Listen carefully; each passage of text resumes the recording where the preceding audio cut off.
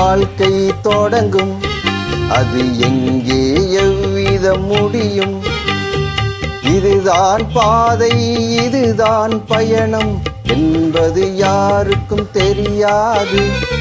பாதையெல்லாம் மாறி வரும், பயணம் முடிந்துவிடும். மாறுவதை புரிந்து கொண்டால் மயக்கம் தெளிந்துவிடும்.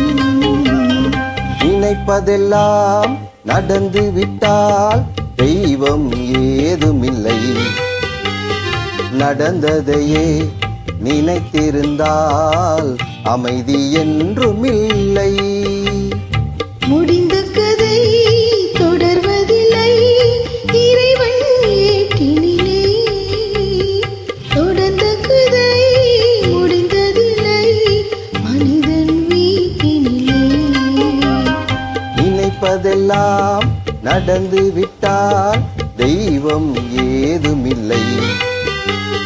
நடந்ததையே நினைத்திருந்தால் அமைதி என்றுமில்லை.